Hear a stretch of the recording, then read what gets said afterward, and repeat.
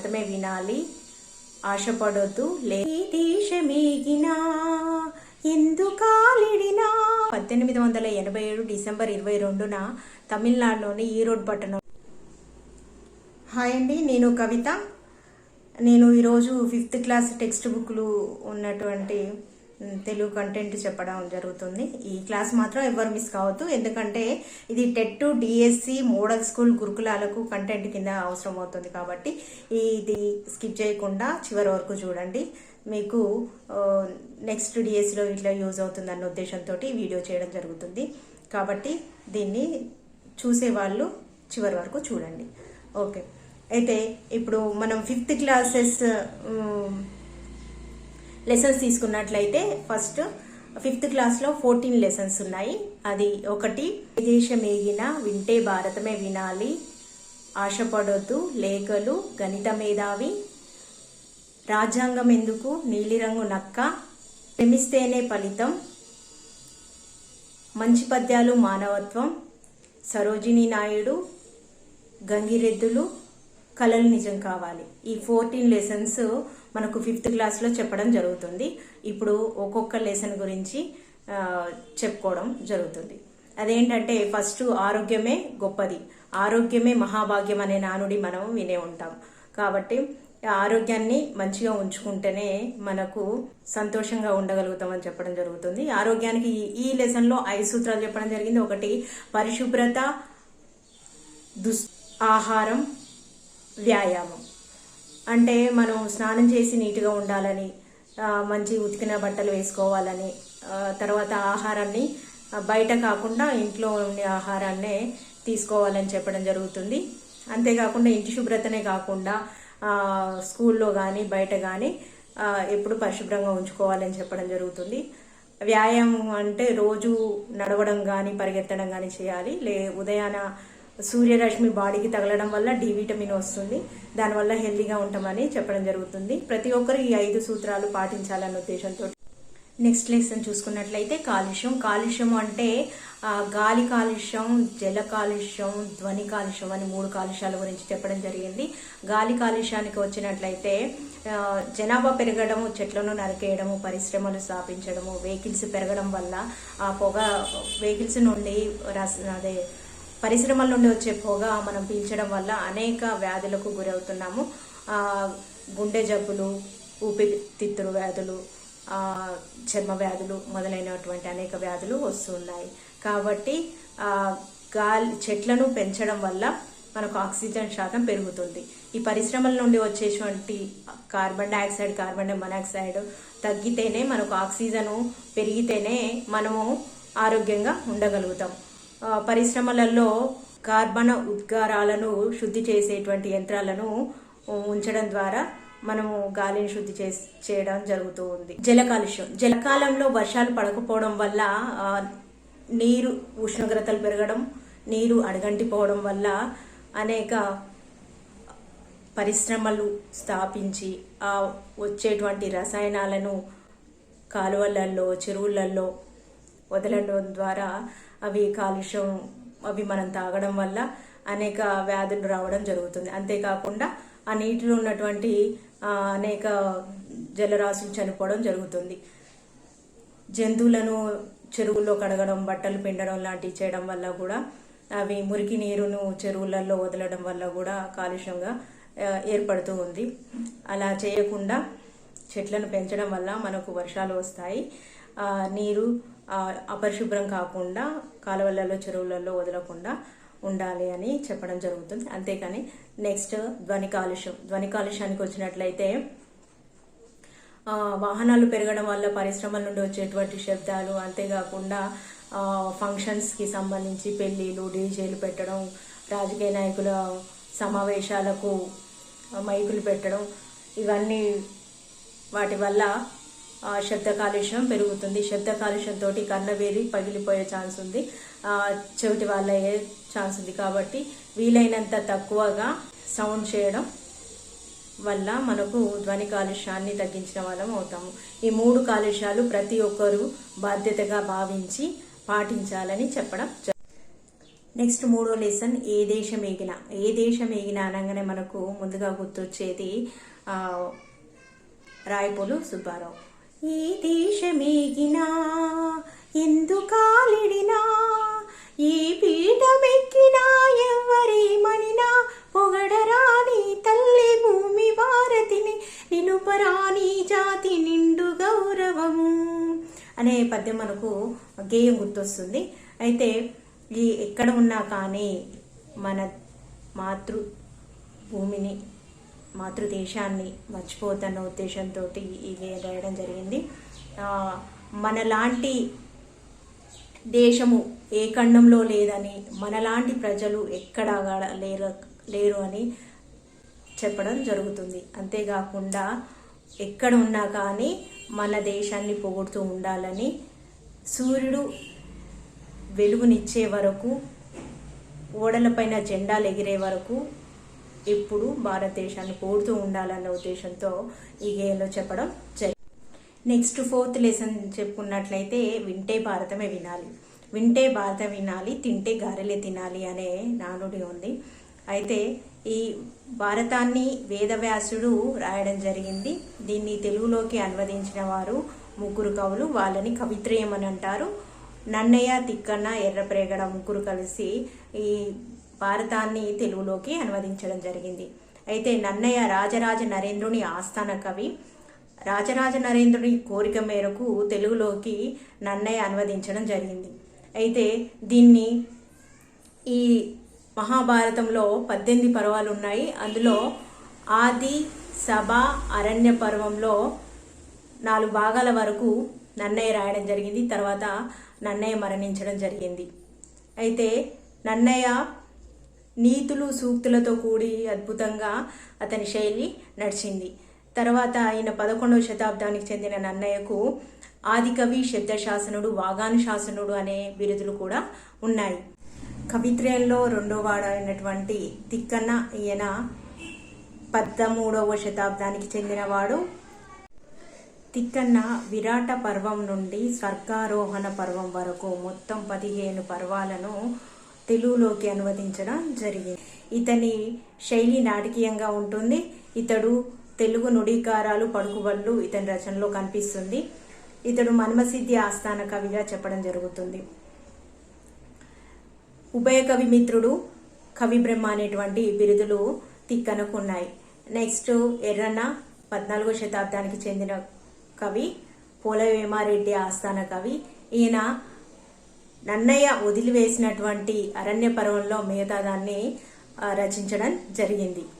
ఇతన్ని శైలి వర్ణనాత్మకమైన శైలిగా చెప్పడం జరుగుతుంది. ఇతని బిరుదులు శంభుదాసుడు, ప్రబంధ పరమేశ్వరుడు అనేటువంటి బిరుదులు ఎర్రనకు ఉన్నాయి.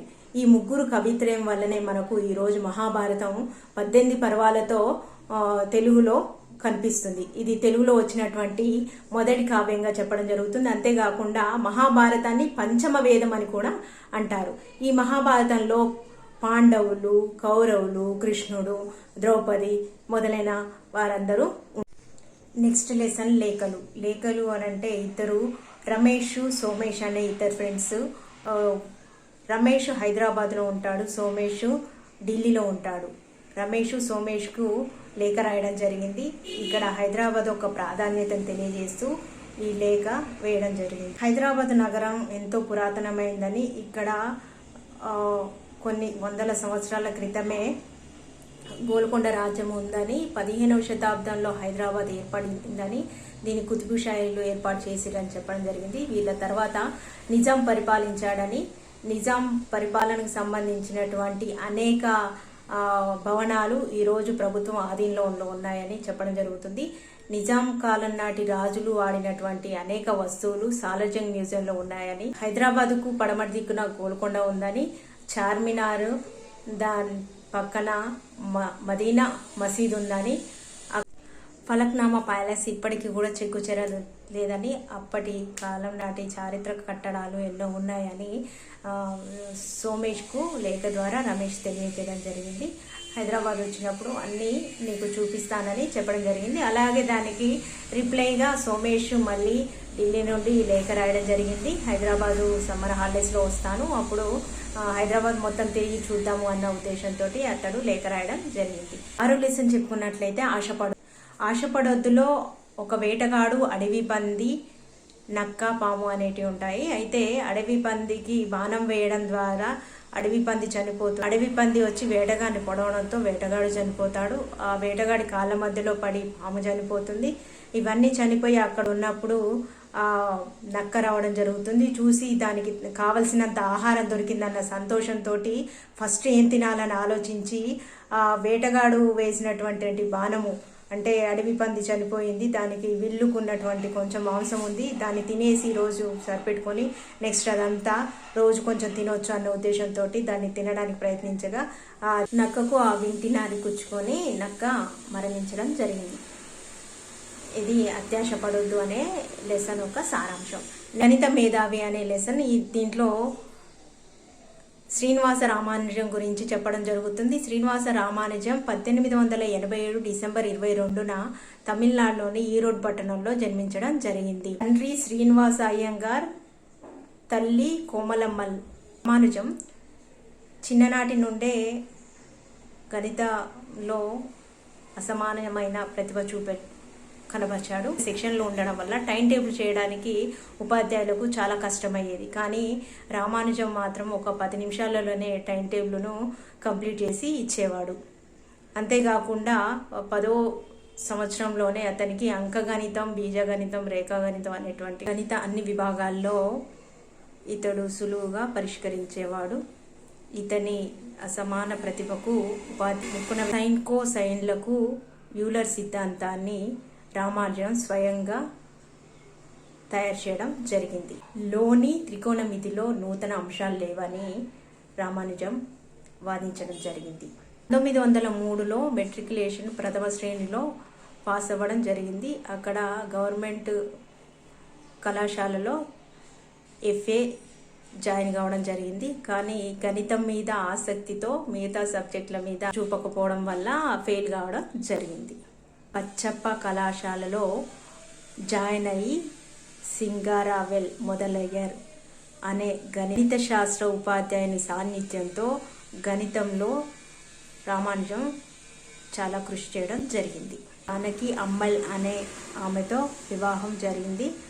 తర్వాత మద్రాస్ పోర్టులో ఉద్యోగం చేయడం జరిగింది. ఇక్కడ డాక్టర్ వాకర్తో పరిచయం ఏర్పడింది. అతడు గొప్ప గణిత శాస్త్ర మేధావి. విశ్వవిద్యాలయం వారితో మాట్లాడి రామానుజంకి 75 రూపాయల ఉపకార వేతనాన్ని అందించడం. కేంద్రబ్రిడ్జిలోని ట్రినిటీ కాలేజ్ ప్రొఫెసర్తో రామానుజంకి పరిచయం ఏర్పడింది. రామానుజం సిద్ధాంతాలను ప్రొఫెసర్ హార్టీ ప్రశంసించి కేంద్రబ్రిడ్జికి రమ్మనిగా ఆహ్వానించడం జరిగింది.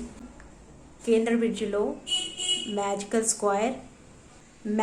Square, continue of fraction, prime numbers, effect, integrals మొదలైన వాటిపైన జరిపిన విశ్లేషణ పాశ్చాత్యులను సైతం అబ్బురపరిచారు. రామానుజం పరిశోధన పత్రాలు అనేక పత్రికలలో కూడా పరిచితమయ్యాయి. 1918లో fellow of the Royal Society, అదే సంవత్సరం fellow of the Trinity College సత్కారం కూడా లభించింది. ఈ సత్కారం లభించిన మొదటి భారతీయుడు రామానుజం. కేంద్రబ్రిడ్జ్ రామానుజానికి 250 పౌండ్ల గౌరవ వేతనం ఇవ్వడం జరిగింది. 1920 ఏప్రిల్ 20వ తారీఖున క్షయవ్యాధితో రామానుజం మరణించడం జరిగింది. నెక్స్ట్ లెసన్ రాజ్యాంగం ఎందుకు. రాజ్యాంగం ఎందుకు అనే ప్రశ్నకి విహాన్కు సమాధానంగా మన రాష్ట్రంలో కానీ దేశంలో కానీ పరిపాలనకు సంబంధించిన నియమ నిబంధనలు కలిగినటువంటి పుస్తకమే అంతేకాకుండా రాజ్యాంగంలో బాధ్యతలు, హక్కులు, జీవించే స్వేచ్ఛ, రాజకీయ హక్కులు మొత్తం పొందుపరిచి ఉండడం జరిగిందని, ప్రజలకు దేశం పట్ల ఉండవలసిన బాధ్యతలు, ప్రభుత్వం వాటిని కాపాడవలసిన నియమ నిబంధనలు మొదలైనవన్నీ ఈ రాజ్యాంగాల్లో పొందుపరచడం. రాజ్యాంగం 1950 జనవరి 26న అమల్లోకి రావడం జరిగింది. అప్పటి నుండి భారతదేశం గణతంత్ర రాజ్యంగా చెప్పడం జరుగుతుంది. ఆ రోజుకు గుర్తుగా ప్రతి సంవత్సరం జనవరి 26న గణతంత్ర దినోత్సవం జెండాను ఎగరేయడం జరుగుతుంది. భారతదేశానికి స్వాతంత్రం వచ్చిన తర్వాత బాబు రాజేంద్ర ప్రసాద్ అధ్యక్షతన ఒక కమిటీని ఏర్పాటు చేయడం జరిగింది. ఆ కమిటీలోని సభ్యులు అందరూ అన్ని దేశాలు తిరిగి మనకు కావలసిన నియమ నిబంధనలతో ఒక రాజ్యాంగాన్ని ఏర్పాటు చేసుకోవడం జరిగింది. ఇది ప్రపంచంలోనే భారత రాజ్యాంగం పెద్దదిగా చెప్పడం జరుగుతుంది. దీంట్లో 444 అధికరణలు, 22 భాగాలు, 12 షెడ్యూళ్లతో పొందుపరచడం జరిగింది. రాజ్యాంగంలో కొత్త అంశాలను చేర్చవచ్చు. రాజ్యాంగాన్ని ఇప్పటి వరకు 103 సవరణలు చేయడం జరిగింది. రాజ్యాంగంలో 1,46,385 పదాలతో పొందుపరచడం జరిగింది. అంతేకాకుండా ప్రపంచంలో చిన్న రాజ్యాంగంగా మొనాకోను చెప్పడం జరుగుతుంది. అమెరికా రాజ్యాంగం మొట్టమొదటి రాజ్యాంగం చెప్పడం జరుగుతుంది. 1788 జూన్ 21న రాజ్యాంగం అమల్లోకి రావడం జరిగింది. నెక్స్ట్ నీలిరంగు నక్క. నీలిరంగు నక్క ఇది దండకారణ్యంలో ఉంటున్నటువంటి ఒక నక్కకు ఆహారం దొరకకపోగా అది అడవి పక్కనటువంటి గ్రామాలకు వెళ్ళి రాత్రి అక్కడ ఉన్నటువంటి కోళ్ళను తినేసి వస్తూ ఉండేది. అలాగే ఒకరోజు కూడా అది అడవి నుండి బయటికి వెళ్ళి గంప కింద ఉన్నటువంటి కోడిని తినేసి దాహం అవుతుందని నీళ్లు తాగడం కోసము ఊరి బయటకు వచ్చి అక్కడ అక్కలి రేవు దగ్గరికి వెళ్ళింది. అక్కడ బాణలో నీళ్లు ఉండడం చూసి తాగడానికి ప్రయత్నించింది. అది అందులో పడిపోవడం జరిగింది. ఎంత ప్రయత్నించినా బయటికి రాలేకపోయింది. అలానే ఉండిపోవడంతో తెల్లారి చాకలి వాళ్ళు వచ్చి చూసి చనిపోయిన నక్క అని చెప్పేసి బయట వేయడం జరిగింది. అది లేచి పరిగెందుకుంది. అది వెళ్తూ ఉండగా దానికి నీలి రంగులో ఉందని అర్థమైపోయింది. మహావిష్ణువు నీలిరంగు కలరే ఉంటాడు, నేను నీలిరంగే ఉన్నాను అన్న ఆలోచనతోటి అది పోయి అడవిలో పోయి నక్కలన్నీ పిలిచి నా మహావిష్ణు కల్లోకి వచ్చి నాకు అనేక వరాలు ఇవ్వడం జరిగింది, నేను మహావిష్ణు అంతటి వాడనని చెప్పడం జరిగింది. అందరికి చెప్పమని చెప్పడం జరిగింది. ఆ అడవిలో ఉన్నటువంటి రాజు, సింహం, పులి అవన్నీ వచ్చి చూసి అవును నీలిరంగు ఉంది కాబట్టి అతీత శక్తులు ఏమైనా ఉన్నాయేమో అని అందరూ నక్కను రాజుగా భావించడం జరిగింది. కొన్ని రోజుల తర్వాత వర్షం వస్తుండగా నక్కలన్నీ బయటకు వచ్చి అరుస్తూ ఉండగా ఈ నక్క కూడా బయటికి వచ్చి అరవడం జరిగింది. ఈలోపు ఆ వర్షానికి ఆ నీలిరంగు మొత్తము పోవడం వల్ల నీలిరంగు పోవడం ద్వారా ఆ నక్క చెప్పింది మోసం అని తెలిసి అక్కడ ఉన్నటువంటి సింహం, పులి అన్ని జంతువులు కలిపి నక్కను చంపి తినడం జరిగింది. ఈ లెసన్లోని కథ ఇది.